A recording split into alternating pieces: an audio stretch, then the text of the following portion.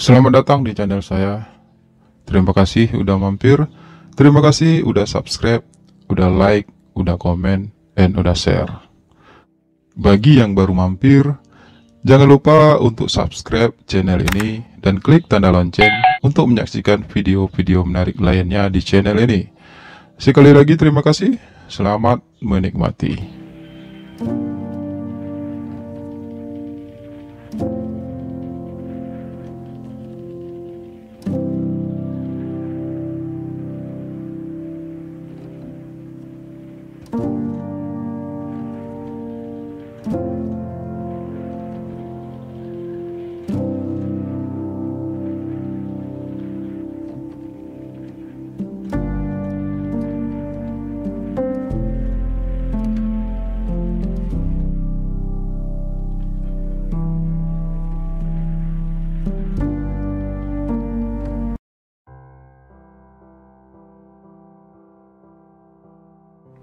Katanya Pak Kades itu orangnya masih muda dan masih lajang. Bisik salah seorang perempuan rekan sesama KKN-ku kepada seorang rekan perempuan yang duduk di sampingnya. Aku duduk tepat di belakang mereka berdua. Pembicaraan dua orang cewek teman KKN-ku itu terdengar sayup-sayup di kupingku. Beberapa menit kemudian, seorang laki-laki gagah masuk ke ruang aula tersebut. Laki-laki tersebut tersenyum menatap kami semua. Senyum yang sungguh sempurna di mataku. Perkenalkan, nama saya Jaka Putra. Saya kepala desa di sini. Suara laki-laki itu lantang dan terdengar sangat maskulin. Setelah ia duduk di barisan meja depan menghadap kami, saya ucapkan selamat datang kepada adik-adik KKN semuanya di desa kami ini. Semoga kita bisa bekerja sama ke depannya. Lanjutnya. Selanjutnya Sang Kades mulai menjelaskan beberapa hal kepada kami dan juga sekaligus memperkenalkan para perangkatnya yang juga sudah hadir sejak tadi di ruangan aula desa tersebut. Sepanjang penjelasan Pak Kades tersebut, saya memperhatikan pria tampan itu dengan perasaan kagum. Ya, harus saya akui kalau Pak Jaka, Sang Kades tersebut memang sangat tampan. Hidungnya mancung dengan dagu yang sedikit lancip, rahangnya kokoh. Ditambah pula dengan postur tubuhnya yang terlihat atletis dan kekar. Aku terpesona pada pandangan pertama terhadap Sang Kades. Hingga akhirnya sesi perkenalan tersebut berakhir. Kemudian kami diantar oleh salah seorang staf kantor menuju rumah tempat kami tinggal selama KKN. Rumah tersebut ternyata bersebelahan dengan rumah kediaman Pak Kades. Rumah tempat kami tinggal merupakan rumah salah seorang warga yang ditempati oleh hanya sepasang suami istri tua, yang menurut keterangan mereka, ketiga anaknya sudah berkeluarga dan sudah punya rumah sendiri di desa tersebut. Rumah itu cukup luas dengan 3 kamar tidur. Kami mahasiswa KKN berjumlah 10 orang. 7 orang cewek dan 3 orang cowok. Satu kamar ditempati oleh pasangan tua si pemilik rumah tersebut. Satu kamar disediakan untuk para cewek dan satu kamar lagi untuk kami para cowok. Kami melaksanakan KKN selama lebih kurang 2 bulan ke depan. Dan kebetulan saya ditunjuk sebagai ketua dalam rombongan kami. Sebagai ketua, tentu saja saya harus lebih aktif dan lebih sering berurusan dengan perangkat desa dan juga Pak Kades. Dan karena itu jugalah aku akhirnya bisa sering-sering dekat dan ngobrol bersama Pak Kades. Bahkan Pak Kades sering memintaku untuk menemaninya keluar untuk belanja keperluan kantor. "Kamu udah punya pacar?" tanya Pak Kades suatu saat ketika ia kembali memintaku menemaninya belanja. "Belum Pak," jawabku lugas. "Nggak usah panggil Bapak lah, emangnya saya kelihatan tua banget ya?" ucap Pak Kades kemudian. "Bukan kelihatan tua Pak, tapi kan Bapak seorang kepala desa, jadi lebih sopan aja kalau dipanggil Bapak," balasku diplomatis. "Iya, kalau lagi di depan orang-orang nggak apa-apa panggil Bapak, tapi kalau lagi berdua seperti ini, panggil Abang aja lah," Pak Kades berucap sambil sesekali ia melirikku dengan tetap berfokus menyetir mobilnya. "Emangnya Pak Kades, Bang Jaka udah berapa usianya?" tanyaku mencoba sedikit akrab. "Kalau menurut kamu usia saya berapa?" Pak Kades balik bertanya.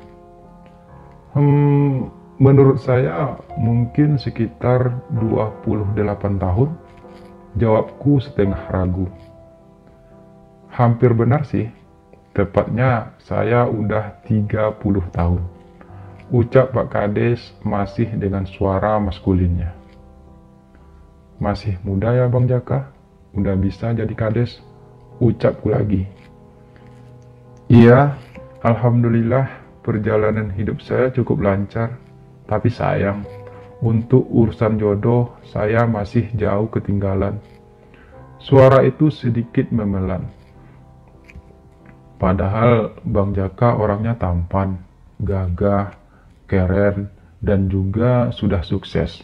Kenapa Bang Jaka belum menikah?" tanyaku memberanikan diri. Karena saya mungkin belum ketemu yang cocok," jawab Pak Kades terdengar ragu. "Mungkin Bang Jaka terlalu pemilih orangnya," ucapku selanjutnya. "Enggak juga sih sebenarnya, hanya saja saya memang tipe orang yang susah jatuh cinta," balas Pak Kades lagi. "Atau mungkin," ucapku sengaja menggantung kalimatku. "Atau mungkin apa?" balas Pak Kades cepat. "Kamu curiga kalau saya tidak suka perempuan?" lanjutnya sambil sekali lagi melirikku. "Enggak kok, bukan itu maksud saya," aku berucap cepat, takut kalau Pak Kades tersinggung. "Emangnya kalau saya nggak suka perempuan, kamu mau kalau saya malah suka sama kamu?" Ucapan Pak Kades kali ini membuatku menatapnya lama. Bang Jaka bisa-bisa aja. Emangnya apa yang bisa membuat Bang Jaka tertarik sama saya? Tanyaku memancing. "Ya, mungkin karena kamu terlihat menarik secara fisik. Kamu tampan dan manis. Kulit kamu putih dan terawat. Saya suka melihat cowok yang berkulit putih. Kesannya orangnya bersih." Jawaban Pak Kades benar-benar membuatku tersanjung. Jarang-jarang ada cowok setampan dan segagah Pak Kades memujiku.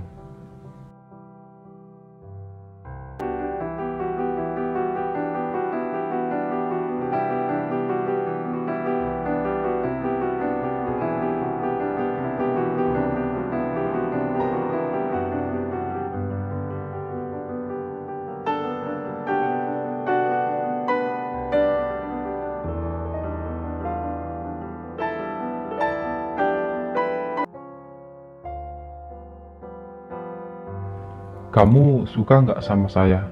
tanya Pak Kades setelah untuk beberapa saat kami terdiam. Aku kembali menatap wajah tampan Pak Kades, mencoba mencari makna dari pertanyaannya barusan. aku tak ingin segera menjawab. Aku harus tahu dulu apa maksud dari pertanyaan tersebut. Kalau Pak Kades hanya sekedar menguji perasaanku, aku tak ingin menjawabnya jujur. Tapi kalau ia benar-benar ingin tahu perasaanku padanya, aku akan menjawab jujur. Tergantung sih bang, sukanya seperti apa? Tanyaku akhirnya. Suka seperti rasa ingin memiliki, balas Pak Kades dengan nada bertanya. Saya suka sih bang melihat Bang Jaka. Abang orangnya tampan dan kekar, dan yang pasti abang orangnya baik. Jawabku akhirnya, mencoba untuk jujur. Kamu mau nggak tidur sama saya malam ini? Tanya Pak Kades kemudian. Tidur? Tidur sama Bang Jaka? Maksudnya? Tanyaku dengan kening berkerut. Bukan karena pertanyaannya, tapi lebih karena aku hampir tak percaya dengan kalimatnya tersebut. Iya, tidur sama saya. Lalu kita melakukan hal tersebut hingga pagi. Jawab Pak Kades tegas. Aku terkesima. Tak pernah terpikir olehku jika Pak Kades akan menawarkan hal tersebut. Itu merupakan penawaran yang sangat menggiurkan. Aku tidak mungkin menolaknya, terlepas apapun tujuan Pak Kades dari semua itu. Bang Jaka serius? Tanyaku meyakinkan. Iya, saya serius. Kalau kamu mau, kita bisa cari hotel sekarang. Mumpung kita lagi di kota, jawab Pak Kades terdengar sangat yakin. Saya mau bang, saya nggak mungkin bisa menolak ajakan abang. Abang sangat menarik. Saya malah sejak awal sering menghayalkan hal tersebut. Balasku jujur. Oke, kita segera cari hotel sekarang. Tapi ada beberapa syarat yang ingin saya ajukan sebelum kita melakukannya. Ucap Pak Kades. Syarat? Syarat apa itu? Tanyaku penasaran. Pertama, kamu nggak boleh ceritakan hal ini kepada siapapun. Karena biar bagaimanapun, nama baik saya yang menjadi taruhannya. Kedua, ini tidak boleh berlanjut lebih lama lagi. Ini hanya akan terjadi selama kamu melaksanakan KKN di desa kami. Setelah kamu selesai KKN nanti, hubungan kita juga selesai sampai di situ. Jelas Pak Kades terdengar tegas. Aku terdiam beberapa saat. Sepintas persyaratan dari Pak Kades terdengar mudah, karena memang setahu saya, hubungan seperti ini memang tidak pernah bertahan lama. Namun yang aku takutkan, bagaimana kalau pada akhirnya aku justru benar-benar jatuh cinta pada Pak Kades. Hal itu tentu saja akan membuatku sedikit sulit untuk berpisah dengannya dan juga melupakannya. Tapi untuk apa aku harus memikirkan hal itu sekarang? Yang penting saat ini aku punya kesempatan untuk bisa merasakan kehangatan dari Pak Kades muda yang tampan dan gagah itu. Oke, saya setuju dengan syarat tersebut, ucapku tegas.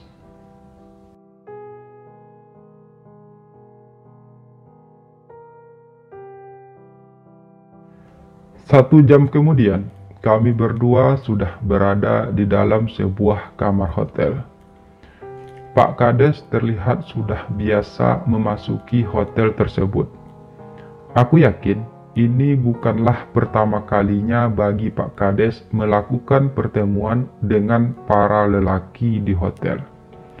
Ia pasti sudah sangat sering melakukannya. Apalagi di kota yang saya ketahui, banyak laki-laki bayaran yang selalu siap sedia untuk dibayar, untuk sekedar menemani tidur. Kamu sudah pernah melakukan hal ini sebelumnya? Tanya Pak Kades ketika kami sudah sama-sama duduk di ranjang hotel. Sejujurnya, aku pernah melakukannya dulu dengan pacarku, tapi itu sudah sangat lama, sudah hampir 2 tahun yang lalu. Jawabku jujur. Setelah itu, tanya Pak Kades lagi. Itu adalah pertama dan terakhir kali aku melakukannya. Sejak putus dengan pacarku, aku tidak pernah lagi melakukannya. Jawabku lagi. Bang Jaka sendiri pasti sudah sering ya melakukan hal ini. Tanyaku setelah beberapa saat kami saling terdiam. Sering sih enggak, tapi pernah sih beberapa kali dengan laki-laki bayaran. Tapi saya tidak pernah pacaran dengan laki-laki karena takut ketahuan. Jawab Pak Kades terdengar jujur. Kami kembali terdiam. Sebagai seseorang yang masih awam dengan hal tersebut, aku memilih untuk tetap berdiam diri. Aku menunggu Pak Kades melakukan aksinya. Dan ternyata Pak Kades sangat mengerti akan hal tersebut. Ia pun akhirnya memulai aksinya.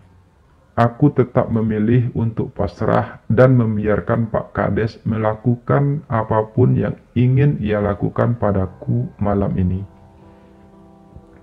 Aku memang menginginkan hal tersebut, bahkan sejak pertama kali melihat Pak Kades. Dan malam ini, semua khayalku tentang pria kekar nan tampan itu telah menjadi nyata. Tapi aku tidak ingin larut dengan perasaanku. Biar bagaimanapun, aku ingat syarat yang diajukan oleh Pak Kades tadi. Karena itu, aku memutuskan untuk bermain aman tanpa perasaan yang terlalu dalam. Malam itu, untuk pertama kalinya, aku dan Pak Kades melakukan hal tersebut.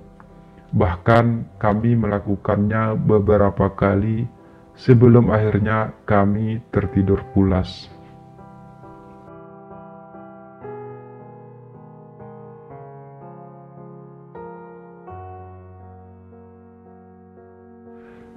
Sejak kejadian malam itu, aku dan Pak Kades jadi semakin sering ke kota sekedar melepaskan hasrat kami. Selama 2 bulan aku melaksanakan KKN di sana, setidaknya hampir setiap malam minggu kami melakukan hal tersebut. Dan seperti yang aku takutkan dari awal, aku akhirnya memang jatuh cinta kepada Pak Kades muda itu. Ya, perasaanku sudah terlalu dalam padanya. Aku semakin kagum padanya. Aku semakin mencintai dan menyayangi sang Kades tampan itu. Tapi sesuai perjanjian kami dari awal, aku harus bisa menepis semua rasa itu. Hingga ketika masa KKN-ku selesai, perasaan berat berpisah dengan Pak Kades justru menghantuiku. Tapi sekali lagi, aku tidak boleh larut. Aku harus bisa menganggap semua kejadian tersebut hanyalah sebuah sensasi sesaat yang akan segera berlalu. Apa kita memang tidak akan pernah bertemu lagi, Bang? Tanyaku pada Pak Kades saat malam terakhir kami bersama. Sesuai kesepakatan kita dari awal, Rul, saat KKN-mu selesai, hubungan kita juga selesai. Jawab Pak Kades tegas. Dan lagi pula, dalam tahun ini saya akan segera menikah. Lanjutnya. Entah mengapa mendengar kalimat tersebut, hatiku terasa perih. Sakit rasanya harus berpisah dengan orang yang sudah terlanjur membuatku jatuh cinta. Tapi mau gimana lagi? Pak Kades sudah menentukan pilihan hidupnya. Dan aku tidak berhak untuk meminta apapun padanya. Mungkin semua memang harus seperti ini. Kami bertemu, saling tertarik, dan saling mencoba untuk menikmati hubungan singkat tersebut. Lalu kemudian kami akhirnya harus saling melupakan. Setidaknya saya pernah merasakan berhubungan dengan seorang kades muda yang tampan dan gagah. Setidaknya kegiatan KKN saya jadi punya warna dan punya cerita tersendiri yang hanya menjadi rahasia antara aku dan sang kades. Semoga kelak aku kemudian dipertemukan dengan orang yang tepat dan di waktu yang tepat. Ya, semoga saja.